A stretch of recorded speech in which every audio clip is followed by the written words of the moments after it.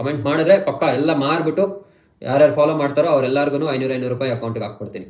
ನಾನು ರೀಸೆಂಟಾಗಿ ಒಬ್ರು ಪೊಲಿಟಿಷಿಯನ್ದು ಒಂದು ಡೈಲಾಗ್ ಇಟ್ಕೊಂಡು ಒಂದು ರೀಮಿಕ್ಸ್ ಮಾಡಿ ಅಪ್ಲೋಡ್ ಮಾಡಿದೆ. ಅದಕ್ಕೆ ಆಲ್ಮೋಸ್ಟ್ 1 ಮಿಲಿಯನ್ ವ್ಯೂಸ್ ಆಗಿತ್ತು ಹತ್ರ. ಆ ವಿಡಿಯೋನ ಇವತ್ತು ಡಿಲೀಟ್ ಮಾಡಿದ್ದೀನಿ. ರೀಸನ್ ಇಷ್ಟೇ, ಅವ್ರ ಕಡೆಯಿಂದ ನನ್ನ ಮೇಲೆ ಕೇಸ್ ಫೈಲ್ ಆಗಿದೆ. ಫಾರ್ಚುನೇಟ್ಲಿ ಏನಾಗಿದೆ ಅಂದ್ರೆ ನನ್ನ ಮ್ಯೂಸಿಕ್ ಮ್ಯಾನೇಜ್ ಮಾಡೋಂಥ ಕಂಪನಿನೇ ಆ ಪೊಲಿಟಿಷಿಯನ್ನ ರೆಪ್ಯುಟೇಷನ್ ಮ್ಯಾನೇಜ್ಮೆಂಟ್ ಕೂಡ ಇನ್ಸ್ಟಾಗ್ರಾಮ್ ಅಲ್ಲಿ ಮಾಡ್ತಾರೆ.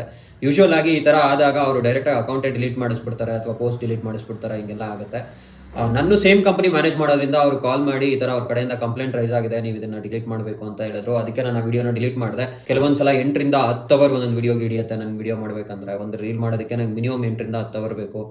ಅಷ್ಟೆಲ್ಲ ಎಫರ್ಟ್ಸ್ ಹಾಕಿ ಮಾಡಿರ್ತೀವಿ. ಆ್ಯಂಡ್ ಮ್ಯೂಸಿಕ್ ಕಲಿಯೋಕೆ ಒಂದಷ್ಟು ವರ್ಷ ಅಂತ ನಾವು ಸ್ಪೆಂಡ್ ಮಾಡಿರ್ತೀವಿ. ಇಷ್ಟೆಲ್ಲ ಮಾಡಿ ಒಂದು ಕಂಟೆಂಟ್ ಮಾಡಿ ಅದನ್ನ ಜನಕ್ಕೆ ರೀಚ್ ಮಾಡಿಸಿದ್ಮೇಲೆ ಸಡನ್ ಆಗಿ ಒಬ್ರು ಕಾಲ್ ಮಾಡಿ ನಿಮ್ಮ ಮೇಲೆ ಕಂಪ್ಲೇಂಟ್ ಬಂದಿದೆ ಡಿಲೀಟ್ ಮಾಡಬೇಕು ಅಂದಾಗ ಆಬ್ವಿಯಸ್ಲಿ ಬೇಜಾರಾಗುತ್ತೆ.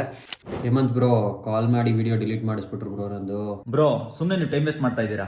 ಇಷ್ಟು ವರ್ಷ ಮ್ಯೂಸಿಕ್ ಕಲಿತು ಮ್ಯೂಸಿಕ್ ಮೇಲೆ ಕಾನ್ಸಂಟ್ರೇಟ್ ಮಾಡಿ ಆ ರೀಲ್ಸ್ನೆಲ್ಲ ಇನ್ಸ್ಟಾಗ್ರಾಮ್ಗೆ ಹಾಕಿ ಯಾಕೆ ಇಷ್ಟೊಂದು ಟೈಮ್ ವೇಸ್ಟ್ ಮಾಡ್ತಿದ್ದೀರಾ ನೀವು ಅಂತಾನೆ ಅರ್ಥ ಆಗ್ತಿಲ್ಲ. ಮೊದಲು ಆ ಮ್ಯೂಸಿಕ್ ಇನ್ಸ್ಟ್ರೂಮೆಂಟ್ಸ್ನೆಲ್ಲ ಮಾರಾಕ್ಬಿಡಿ, ಜನಕ್ಕೆ 500 ರೂಪಾಯಿ ಕೊಡಿ, ಒಳ್ಳೆ ಫಾಲೋವರ್ಸ್ ಆಗ್ತಾರೆ, ಲೈಕ್ಸ್ ಬರುತ್ತೆ, ಅಕೌಂಟ್ ಫುಲ್ ಕ್ರೇಜಿಯಾಗಿ ಡೆವಲಪ್ ಆಗುತ್ತೆ. ನಾನು ಹಂಗೆ ಮಾಡಿದ್ದು ನೋಡಿ, ಈಗ ಫುಲ್ ಡೆವಲಪ್ಪು. ಈ ಥರ ಎಲ್ಲ ಕಷ್ಟಪಟ್ಟು 8 ರಿಂದ 10 ಅವರ್ ಸ್ಪೆಂಡ್ ಮಾಡಿ ಒಂದು ವಿಡಿಯೋ ಮಾಡಿ ಎಡಿಟ್ ಮಾಡಿ ಅಪ್ಲೋಡ್ ಮಾಡಿದ್ರೆ ಡಿಲೀಟ್ ಮಾಡ್ತಾರೆ. 500 ರೂಪಾಯಿ ಕೊಟ್ಟರೆ ಮಿಲಿಯನ್ ಫಾಲೋವರ್ಸ್ ಆಗ್ತಾರೆ. ಏನು ಮಾಡ್ತೀರಾ ನೀವೇ ಡಿಸೈಡ್ ಮಾಡಿ.